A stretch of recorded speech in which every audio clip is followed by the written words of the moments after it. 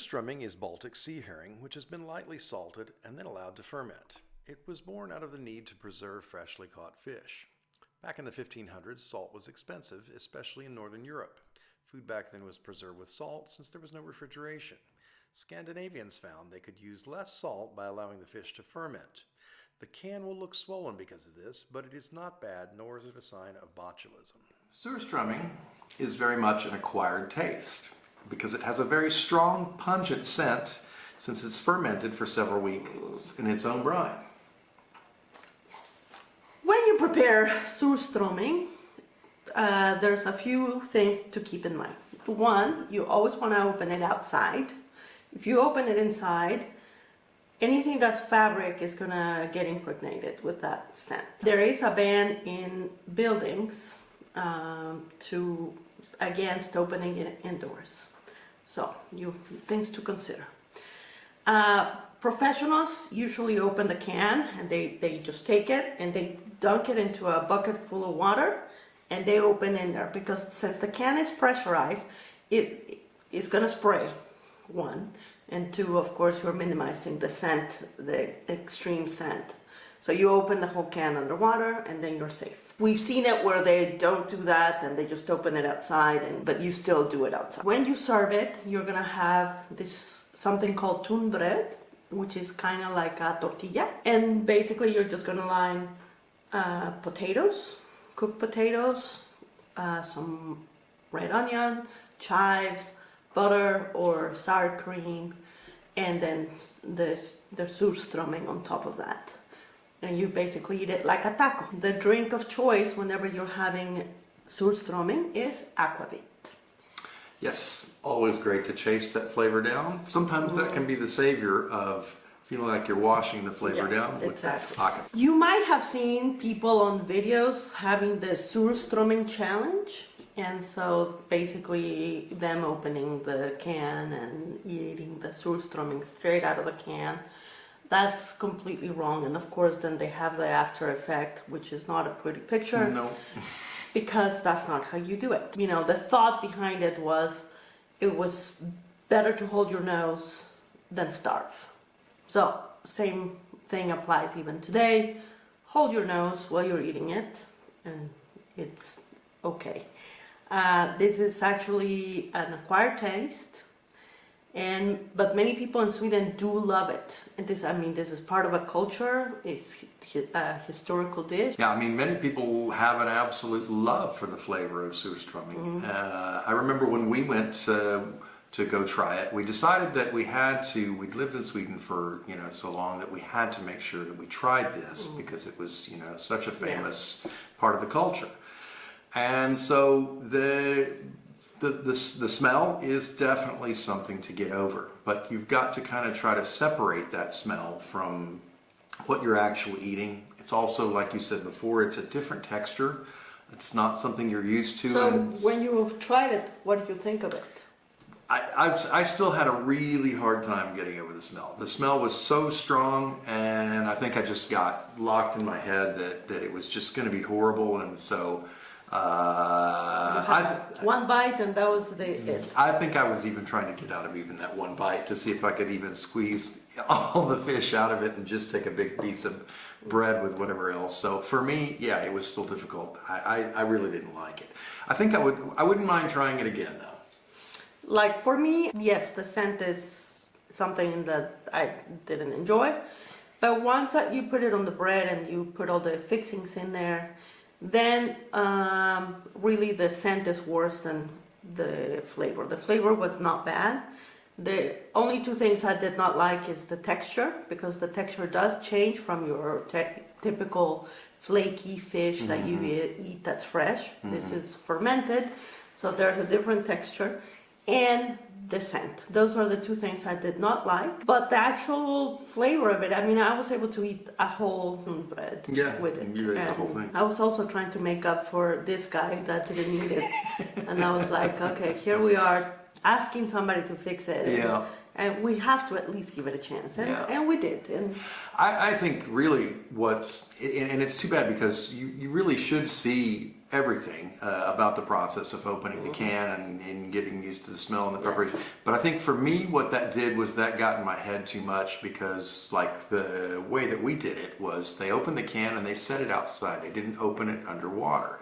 Oh. And these flies came that I had never seen in my entire life. These green flies came, and immediately they were right on the can. And so then I was I think that kind of got in my head, and you know, I was thinking, and the smell just got there too much, and so. But I think I would like to try it again, and try to see what it tastes like this next time. I'm good. I already had it, and I did give it a chance, and I think that I can say bucket list check. Yeah. Often, there you go. It's off my list already. So, anyway, that's a little bit about the history and our experience with surströmming. Story number 2. Story number 2. This one happened where? In Korea. So I was working in Korea in a very non-touristy area. It was industrial, it was a shipyard. So there was not very much English spoken. This was quite a few years ago. And the written English was very, very hard to find. All the places that we would go eat didn't have English menus. So we really relied on only places that had pictures on the menu. And I know you're going to laugh about that, but that was a necessity there for that.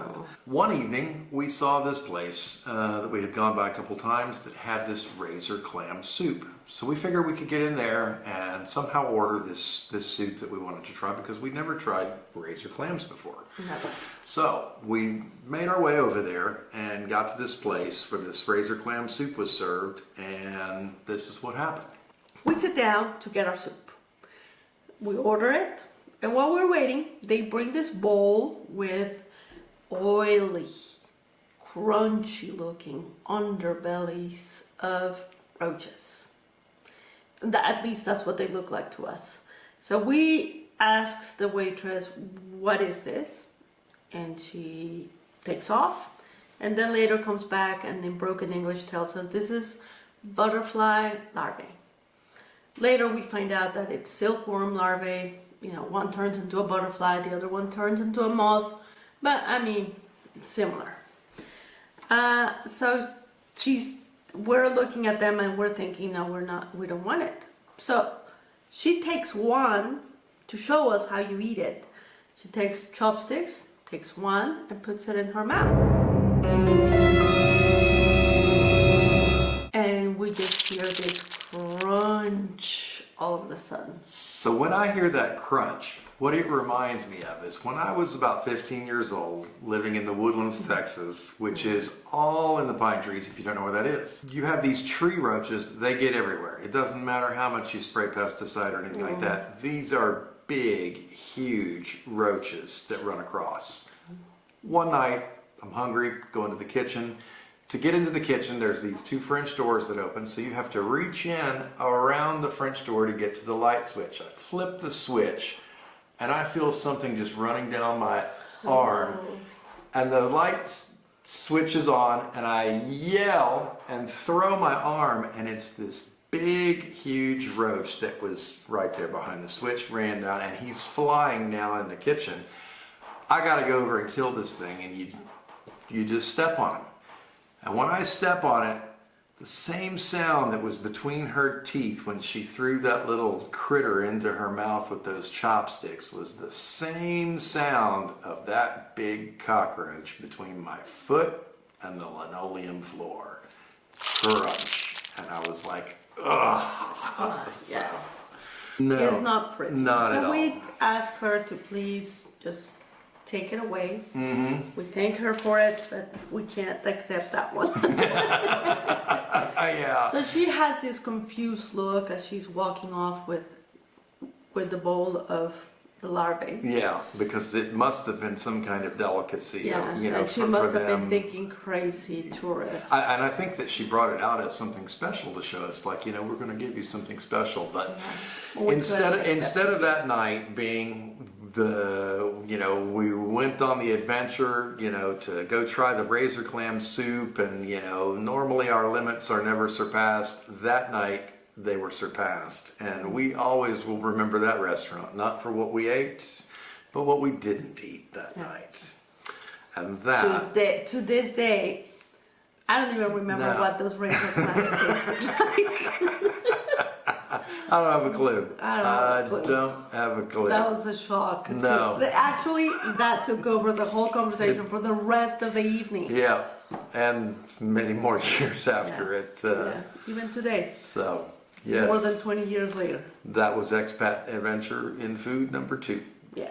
Okay, so this is our third story. Ever since Joe and I started traveling, we've always had an expression that's a Spanish expression that says como el burro que tocó la flauta, which means literally like the donkey that played the flute, which basically means obviously a donkey cannot play the flute, but somehow the circumstances were right for him to be able to play it. And we use this like for chance encounters or for some kind of lucky turn of events or something like that. While we have always traveled, we've always stayed open to things that happen while you travel, and when they're very lucky and just very funny and something good happened, we always go como el burro, like the donkey. Just short of the whole expression. When something totally lucky just falls right into our lap, that kind of thing. Yeah. So this story is kind of along that line. Yep. We were in Beijing at the time, and we were looking for a good place to eat, and we knew that Peking duck, Peking, Beijing, same thing. That it was going to be something that was really, really good. We were looking forward so much to finding the really good Peking duck. We ran into this restaurant by chance, like el burro que toca la flauta, and we ate there, and oh my gosh, this duck was so good. And they had when they would prepare the ducks, they would put them in their little roasting chambers, and they had these certificates on them, and they were very meticulous about everything, and they would give you the certificate number, and and it was all in Chinese that said that this was the certified duck something or another, whatever, nice little ceremony, and but the duck was fantastic. Delicious. The best I've ever had. Yeah, absolutely the best. So we went there several times and kept going in there and going there and going there because we knew that was, just something we were going to remember forever. Little did we know we would remember something else forever about that restaurant, because every single time we would go there, it was always, we'll have the Peking duck and 2 Cokes to drink. So that day, we walk in and make the same order. Peking duck, 2 Cokes. Waitress pauses, takes a good hard look at each of us, and then she goes, "No Coke for you. You too fat. You get tea."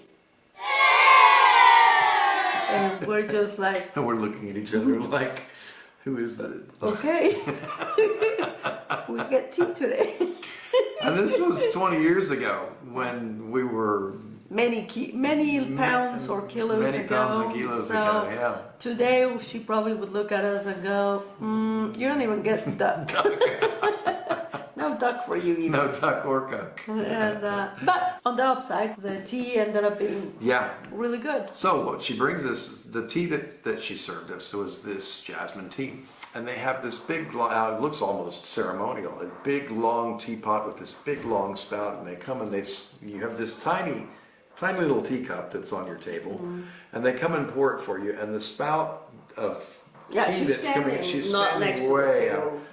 And it comes over and down and it hits the teacup and nothing spills whatsoever perfectly. And so it was, and we were drinking many cups and they refill it the same way every single time.